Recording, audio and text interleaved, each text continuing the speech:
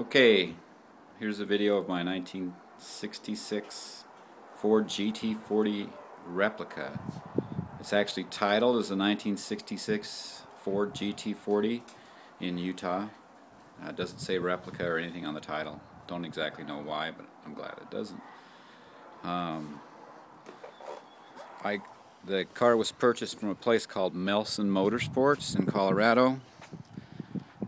I believe before Melson Motorsports owned the molds and the rights to the car, it was sold, or it's called a T3, and I think they were out of Texas.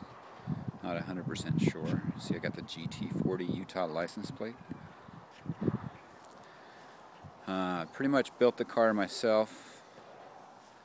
The kit came with the body and the frame, and everything else is pretty much on me, I guess.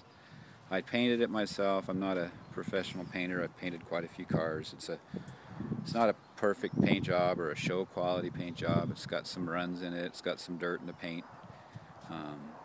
But it came out pretty good. Shines pretty good. There are some imperfections. Bodywork is pretty much really good. It's really straight. The fiberglass was good quality.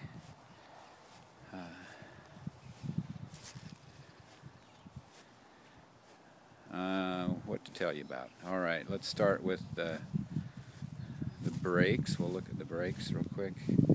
Front brakes are Bears.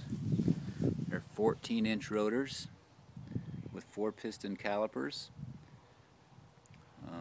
That brake setup alone was like $2,600. Okay, and the back brakes. The back brakes use the front brakes and rotors off of a Mustang Cobra of the, I don't know, 97, 98 vintage.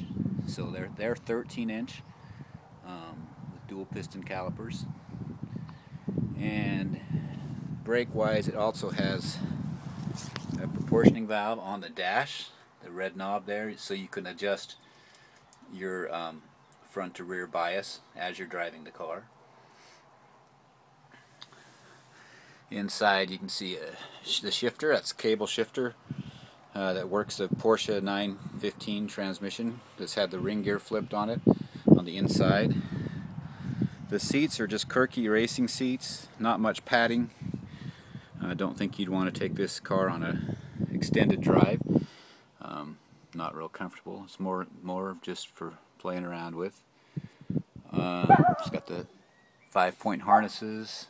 On the dash, you see a gauge poking up the top. I'll go around the other side so you can see it better. The one up on top is the air-fuel ratio gauge. It's run by the Holley fuel injection system. It will tell you the air-fuel ratio, what you're getting right immediately while you're driving it, so you can detect if there's any kind of problem. And I'll walk around the other side. You can see the engine through the glass, and it's not really glass, it's Lexan. The engine is a Cadillac Northstar. It's got the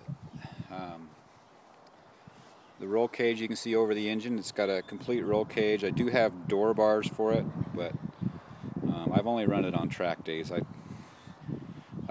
wouldn't want to wheel-to-wheel it. Somebody would run into me and smash all my nice bodywork. So, but it does look pretty cool looking through there. You look through the back vent, you can see the muffler and the air intake right there.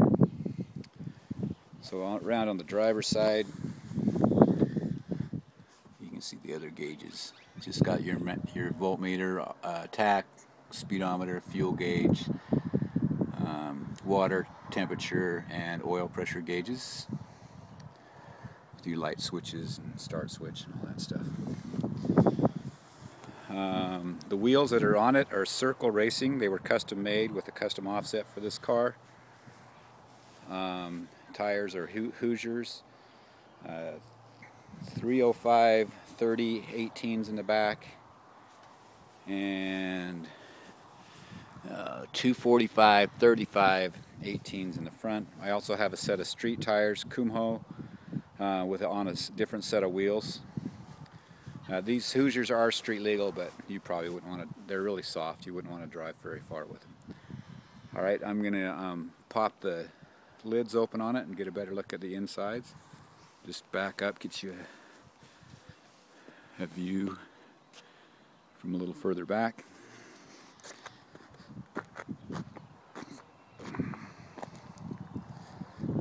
Before I do that,